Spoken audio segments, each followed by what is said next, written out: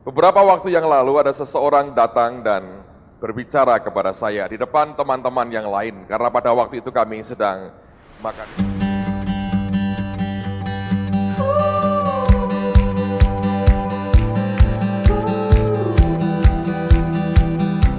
siang bersama. Dan permintaan yang orang ini ajukan menurut saya wajar tapi tidak wajar, aneh tetapi memang itu nyata. Dia berkata kepada saya begini, "Pak, boleh nggak saya minta satu permintaan?" Saya heran sekarang ini banyak orang kalau minta tidak mau terus terang, tapi minta dulu akan kesanggupan kita memenuhi akan permintaannya. Sekarang orang makin pinter, saudara. Sebelum dia minta apapun, dia berkata, "Boleh nggak saya minta sesuatu?" Kalau saya bilang boleh, dia baru mengajukan permintaannya. Nah, selalu saya mencoba sebaik yang saya bisa, tidak terjebak, walaupun kadang-kadang saya harus berkata jujur, ada banyak orang lebih pinter, saudara, sehingga cara ngomongnya begitu rupa, dan saya makin lama makin belajar, tidak semua orang itu bisa dihadapi dengan keluguan dan kepolosan. Karena kalau sudah muncul begitu, ada orang-orang tertentu yang sengaja memanfaatkan keluguan dan kepolosan, lalu memanfaatkan, saudara. Makanya Tuhan mengajari kita harus cerdik seperti ular dan tulus seperti merpati. Anda boleh tulus tapi harus cerdik, jangan gobloknya jangan banget-banget gitu, saudara ya. Nah, tapi orang ini tidak mau mencoba untuk menipu, tidak, tapi dia sebetulnya ingin mendapatkan akan konfirmasi dulu apakah akan diberi tidak. Nah, saya berkata, loh, tergantung apa yang engkau minta, sebatas yang saya bisa, tentu dengan senang hati kalau itu bisa saya kerjakan, saya akan berikan. Dan saya tanya, kamu minta apa sebetulnya? Dia berkata begini, boleh enggak saya minta apa yang Bapak punya? Loh, apanya? Saya berkata, rumah, istri jangan, saya berkata. Apa yang kamu minta? Nah, dia berkata, begini Pak, saya ini ingin kenal Tuhan, saya ingin mengerti firman Tuhan. Saya ingin bisa kalau baca Alkitab itu minimal lah kayak Bapak gitu bisa ngerti artinya apa. Boleh nggak Bapak tumpangi tangan, transferkan ke saya? Siapa yang mau angkat tangan? Enggak semua, ya, karena pinter lah. Karena tidak akan pernah diberi, saudara. Saya berkata, ini model orang mau jalan pintas, ya toh, terima enaknya, tidak mau susahnya. Lalu, tapi itu perkataan, saya tidak doakan dia, saya bilang, saya tidak mau. Saya berkata, itu pemberian Tuhan, saya sendiri tidak ngerti, bisa begini juga karena Tuhan. Jadi, saya berkata, kamu dengan Tuhan sendirilah. Tapi itu perkataan itu terngiang terus di telinga saya, dan tadi pagi waktu Anda dan kita semua menyembah Tuhan, tiba-tiba Roh Kudus mengingatkan akan permintaan itu. Dan Tuhan mengatakan kepada saya begini, sebelum engkau sampaikan apa yang sudah aku berikan dalam hidupmu untuk pesan Tuhan buat jemaat ini, sampaikan dulu akan hal ini, supaya mereka ini punya kehausan, kerinduan, dan pemahaman untuk mendapatkan yang dari Tuhan. Saya mau tanya dengan saudara, siapa yang sebenarnya ingin kalau setiap kali Anda membaca Alkitab, Anda bisa mengerti dan membuat saudara makin kenal dengan Tuhan secara pribadi? Coba angkat tangan tinggi-tinggi. Nah, dengar baik-baik saudara, saya mau ajak Anda lihat dulu di Yohanes pasal yang ke-7, karena sebetulnya tadi Tuhan berbicara, itu Tuhan tunjukkan saya pada warta kita. Saya mau beritahu saudara ya, ini warta, ini tulisan dari Oswald Chambers ya. Dan ini sebetulnya, ini hamba Tuhan yang luar biasa. Dan dia kenal pribadi Tuhan itu luar biasa. Jadi setiap minggu, kalau Anda wise, Anda tidak akan buang ini, Anda baca. Karena beberapa kalimat yang diucapkan itu dalam sekali. Saya tahu, mungkin nggak terlalu menarik lah tulisan seperti ini, tapi saya mau dorong saudara, ini sebetulnya tulisan-tulisan pilihan.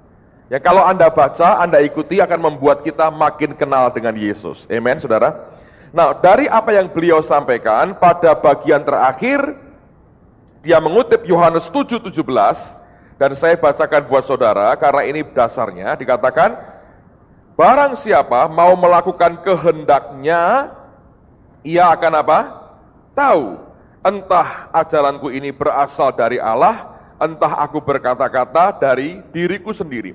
Nah, banyak orang ingin tahu, tapi kalau kita berkata, Tuhan aku ingin tahu Tuhan, itu harus dimulai dengan mau melakukan kehendaknya. Sikap kita yang berkata, Tuhan aku ini rindu, aku sedia, aku mau melakukan kehendak-Mu. Begitu saudara punya kerinduan hati, kemauan untuk melakukan kehendak Allah, saudara akan tahu. Nangkap saudara? Kita seringkali berkata, kami ingin tahu dulu Pak, baru kami melakukan. Nah, hukum Tuhan dengan kita kebalik-balik saudara. Alkitab mengatakan, kecaplah dan lihatlah. Orang berkata, aku mau lihat dulu, kalau itu bagus, tidak beracun, aku baru mengecapnya. Dengan Tuhan dibalik, kecaplah dan lihatlah. Anda kecap dulu, baru matamu terbuka, Anda melihat. Tuhan berkata, kalau kamu mau melakukan akan perintahnya, kamu akan tahu. Jadi sebetulnya Allah mengajar kepada kita, sekalipun engkau belum ngerti terlalu banyak, coba melangkah. Karena setiap langkah yang engkau ambil akan membuka jalan lebih jauh lagi untuk engkau kenal dengan Tuhan. Ingat Alkitab berkata begini, firman itu adalah pelita buat kaki kita dan terang bagi jalan kita. Saya berkali-kali mengatakan, zaman dulu kalau orang pergi ke luar pada malam hari tidak punya senter. Dia memakai sepatu khusus di mana ujungnya ada sumbunya. Lalu kemudian dinyalakan api kecil. Gak boleh terlalu gede, nanti dia membakar tubuh orang itu. Jadi api itu di ujung dari sepatunya. Dia hanya bisa melihat selangkah di depan. 2 langkah berikutnya dia nggak tahu, gelapnya luar biasa. Untuk mengerti akan jalan berikutnya, dia harus melangkah. Yang dia tahu, dia kerjakan. Yang sudah kelihatan walaupun singkat, dia lakukan. Begitu dia melakukan itu, maka langkah berikutnya akan dia lihat. Kemudian dia lakukan lagi, langkah berikutnya lagi akan dia lihat. Kalau dia berhenti melakukan, dia berhenti untuk melihat. Nah, saya berkali-kali pernah sampaikan kepada saudara, ini ada cara yang paling simple kalau Anda ingin sebagai orang percaya hidup melakukan kehendak Allah supaya engkau tahu, engkau kenal dia lebih lagi. Gimana caranya? Simple sekali. Siapa yang dalam hidupmu Anda punya kerinduan, cita-cita, harapan tertentu? Coba angkat tangan. Yang punya, yang nggak punya nggak usah lah, saudara. Mau ke surga nanti tak beritahu kapan waktunya. Siapa yang punya kerinduan, harapan, cita-cita? Coba angkat tangan tinggi-tinggi. Anda orang normal, saya juga punya hal yang sama. Nah, tetapi masalahnya ada banyak orang yang tidak mengerti bahwa sebetulnya harapan kerinduan saudara itu sebetulnya merupakan pintu untuk membuat Anda punya kerinduan akan Tuhan lebih lagi. Caranya gimana? Saya dulu, saudara, saya pernah berkali-kali ceritakan kepada Anda. Dulu saya ingin sekali punya sepeda motor, tapi nggak punya. Tidak punya uang untuk beli sepeda motor. Baru bertobat beberapa bulan, saya baca buku-buku Kenneth Hagin. Lihat ya, ini awalnya sangat duniawi sekali. Kepengen sepeda motor. Duniawi kan, saudara? Padahal rohani tentunya itu. Sangat duniawi sekali kelihatannya. Saya kepengen sepeda motor, tidak punya uang. Mesti ngapain? Kerja, wong belum selesai kuliah. Nodong nggak mungkin karena sudah lahir baru. Jadi saya mulai baca buku-buku rohani, saya baca Alkitab, saya mulai belajar begini. Loh, ternyata yang namanya iman itu luar biasa. Karena saya banyak baca bukunya Kenneth Hagin. Saya berkata yang namanya iman itu luar biasa. Kalau aku ngerti iman itu apa, hidupku pasti diberkati. Sepeda motor pasti dapat. Lalu kalau Anda ingat cerita saya datang ke beberapa hamba Tuhan, saya mengajukan pertanyaan yang sama. Pak, iman itu apa? Dan 3 pendeta jawabannya sama. Iman itu Ibrani 11 ayat pertama. Oke, saya berkata, rasanya beriman gimana? Rasanya itu adalah mantap. Mantap itu seperti apa? Mantap itu yakin. Yakin itu apa? Yakin itu percaya. Percaya itu apa? Percaya itu ya itu iman tadi. Jadi balik muter sudah. Lama-lama saya jengkel, ketemu pendeta keempat. Sudah almarhum beliau. Saya tanya, Pak, iman itu apa? Persis jawabannya, saudara. Ibrani 11 ayat pertama. Lama-lama saya bilang gini, ini kalau tak ikutin terus akan seperti yang 3 lainnya, sekolah Alkitabnya kira-kira sama ini, ilmunya sama. Saya bilang gini aja lah Pak, terus terang nih Pak. Saya tidak punya duit, saya kepengen punya sepeda motor. Bapak ajari saya, caranya gimana? Saya punya iman, sehingga bisa beli sepeda motor. Udah, langsung to the point. Konkret, saudara. Alkitab jangan teori-teori, konkret, butuh sepeda motor, ajari saya. Gitu kan? Enak kan? Daripada ngomong teori bla bla bla bla, pulang tambah pusing, tetap naik Daihatsu. Nggak ada pertumbuhan dan kemajuan. Saya mau Bapak ngajari saya beriman, supaya saya bisa punya sepeda motor. Ini pendeta jujur, dia bilang, orang saya sendiri tidak punya, suruh ngajari ke Anda, katanya. Wah, saya jabati, kita melaratnya sama ternyata, sama nggak punya sepeda motornya. Tapi sejak itu saya berhenti cari pendeta. Saya bilang kalau aku baca buku Tuhan, aku baca Alkitab ini luar biasa. Sejak hari itu saya baca Alkitab, saudara. Saya pengen ngerti Tuhan itu ngomongnya gimana sih? Caranya gimana, iman itu apa? Di situ saya belajar, lihat ya, Tuhan memakai akan keinginan yang manusiawi sekali. Ya, Anda kan semua punya keinginan yang manusiawi sekali. Tentu sebagian sangat rohani lah. Oh, aku ingin rumah besar di surga, Pak. Yang di sini, nggak tak anggap, tidak tak pikirin. Saya mau surga saja lah. Itu ada mungkin orang-orang yang sudah kayak mirip Yesus, itu sudah kayak malaikat hidupnya mungkin. Tapi saya yakin sebagian besar dari saudara masih punya keinginan-keinginan tertentu yang sangat manusiawi sekali.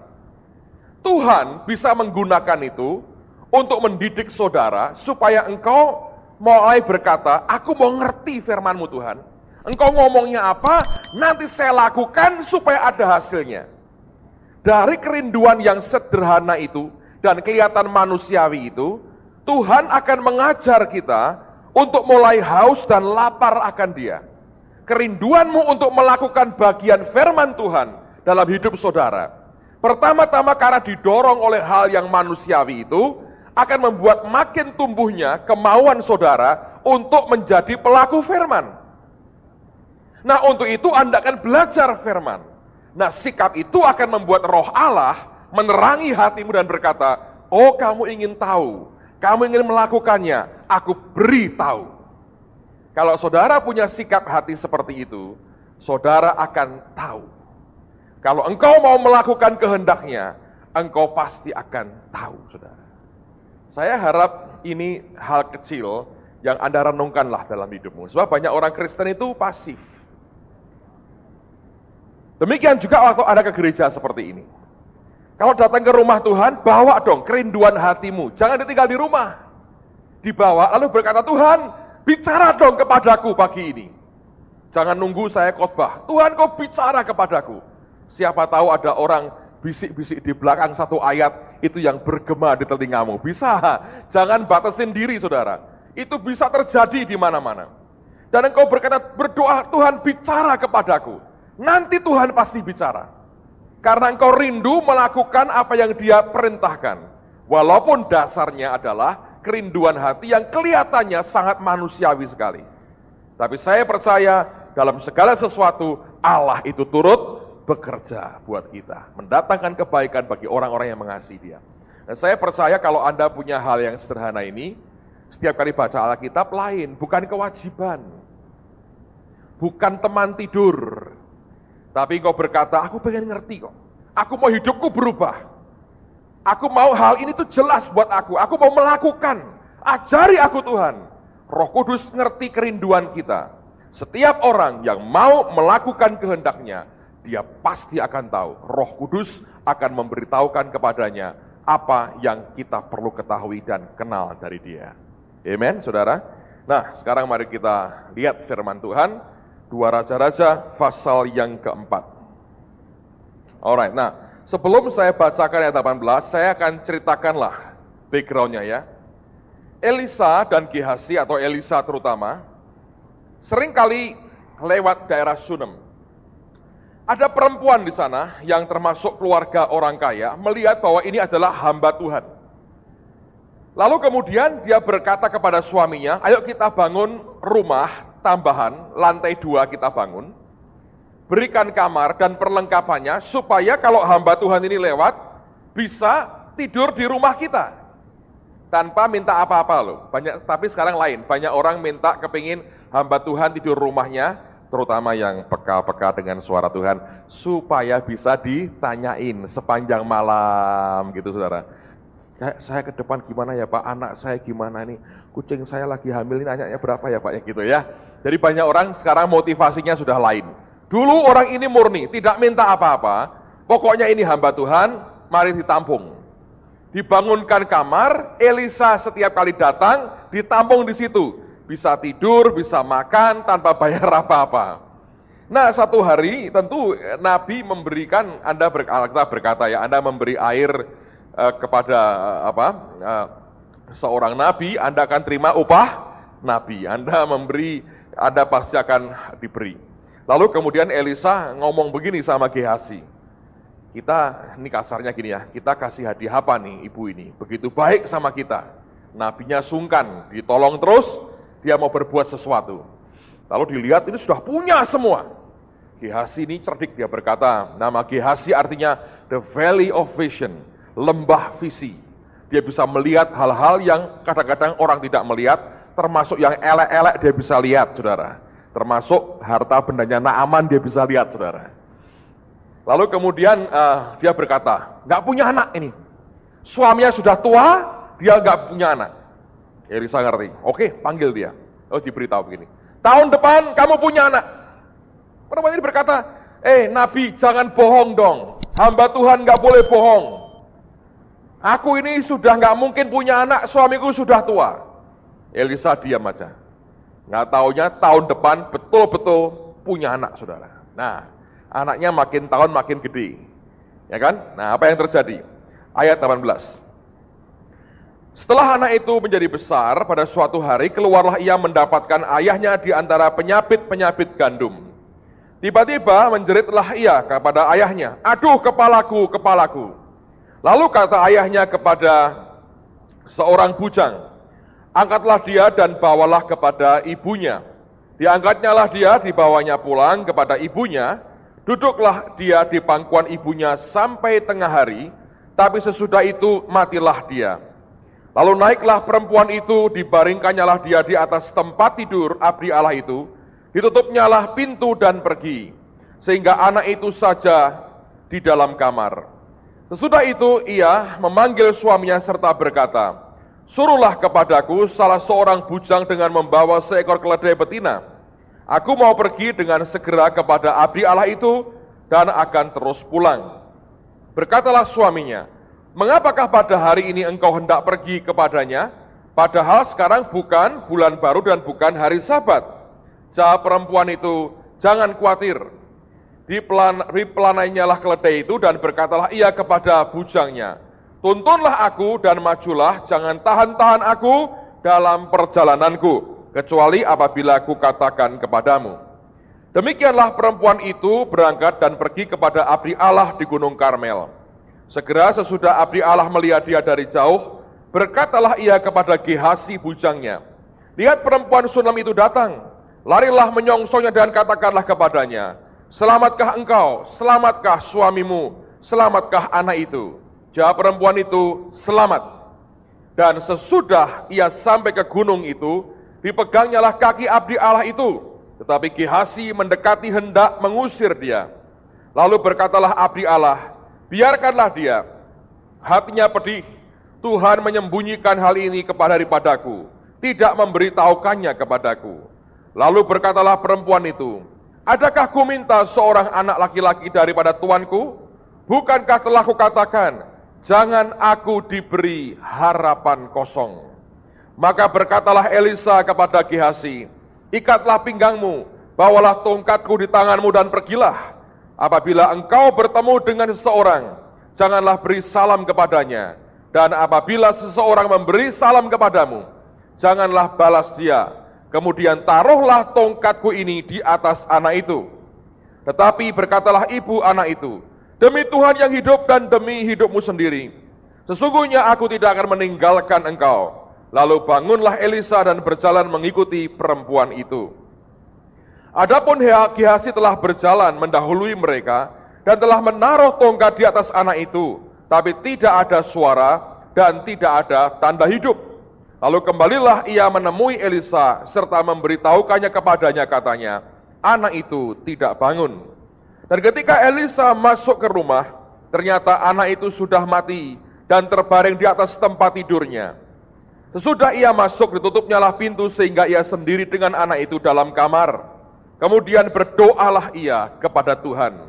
Lalu ia membaringkan dirinya di atas anak itu, dengan mulutnya di atas mulut anak itu, dan matanya di atas mata anak itu, serta telapak tangannya di atas telapak tangan anak itu. Dan karena ia meniarap di atas anak itu, maka menjadi panaslah badan anak itu. Ya, sudah itu ia berdiri kembali dan berjalan dalam rumah itu, sekali ke sana dan sekali ke sini. Kemudian meniara pula lah ia di atas anak itu. Maka bersinlah anak itu sampai 7 kali, lalu membuka matanya. Kemudian Elisa memanggil Gehazi dan berkata, panggillah perempuan Sunem itu. Dipanggilnyalah dia, lalu datanglah ia kepadanya. Maka berkatalah Elisa, angkatlah anakmu ini. Masuklah perempuan itu, lalu tersungkur di depan kaki Elisa dan sujud menyembah dengan mukanya sampai ke tanah. Kemudian diangkatnyalah anaknya, lalu apa? Keluar. Ada kebiasaan rohani orang Kristen, saudara. Tapi kita tidak tahu latar belakangnya. Kalau orang bersin kan, orang yang sekitarnya berkata, bless you, gitu kan? Bless you. Wah, rohani banget, saudara ya. Bersin itu bahasa Semarangnya apa? Apa tadi kemarin? Wahing. Wahing. Ibu Ruth Snyder cerita dengan kami begini, sebetulnya itu ada tradisi, ada ceritanya, mengapa kalau orang bersin, orang berkata bless you. Zaman dulu pernah terjadi, satu daerah itu kena wabah yang mengerikan sekali, wabah penyakit yang mematikan. Dan kalau sudah parah, sebelum mati tandanya orang itu bersin beberapa kali. Setelah bersin, terus mati. Hari itu kalau ada orang bersin, orang teriaknya apa? Bless you. Tapi ini bukan tanda mati kok, saudara. Dia bersin 7 kali, tanda bahwa dia hidup. Jadi kalau ada orang bersin, katakan apa? Kamu hidup. Nah, itu lebih bagus, saudara. Kalau 7 kali, baru mantap. Kalau sekali nggak apa-apa, dengan iman katakan, kamu hidup. Dia kaget, ya hidup katanya. Supaya tidak pengen mati cepat-cepat sebelum selesai tugasnya. Nah, saya tidak mau khotbah soal bersin hari ini, saudara. Itu urusan lain lagi. Mari kita lihat beberapa hal yang Tuhan taruh dalam hati, dan saya minta Anda perhatikan baik-baik, karena ini merupakan jawaban Tuhan bagi banyak hati di tempat ini. Kemarin sore sekitar jam 2:30 Tuhan bicara pada saya akan ayat ini, dan saya tahu bahwa ini merupakan jawaban dari pergumulan banyak orang di mana-mana. Dan Tuhan mau kita mengerti akan isi hatinya, supaya hidup kita tidak pernah dikecewakan oleh siapapun.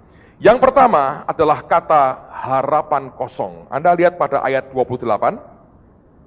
Alkitab berkata, lalu berkatalah perempuan itu, adakah ku minta seorang anak laki-laki daripada tuanku?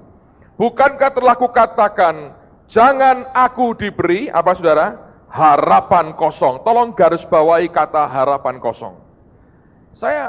Kalau Anda mau jujur ya saudara sekalian, sebetulnya banyak orang Kristen yang merasa bahwa harapan yang selama ini dia dengar dan dia terima, itu banyak yang harapan kosong. Ada orang mengeluh, dia berkata, Pak, saya dengar semua janji Allah, saya terima nubuat yang bagus-bagus, tapi kenyataannya, saya tidak mendapatkan seperti yang dijanjikan. Ini kan harapan kosong. Ada orang marah berkata, saya diajar untuk menabur, katanya akan menuai. Saya tabur. Hasilnya apa? Suruh nabur lagi, bukan menuai. Kapan nuainya, Pak?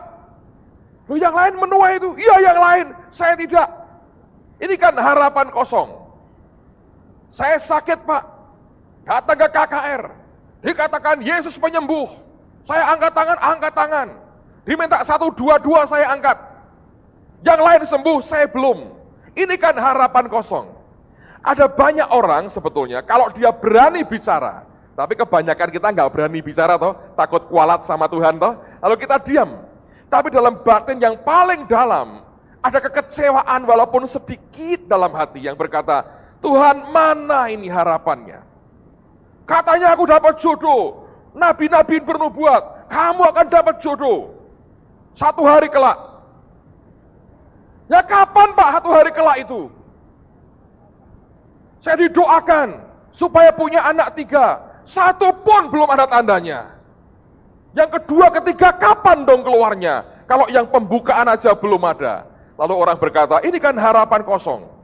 Katanya Allah memberi kelimpahan. Saya terus kekurangan Pak, tidak pernah kelimpahan. Mana janji Tuhan? Ada banyak orang yang ada keluhan dalam dasar hatinya yang paling dalam. Karena dia merasa Tuhan hanya bicara dan tidak bisa menepati.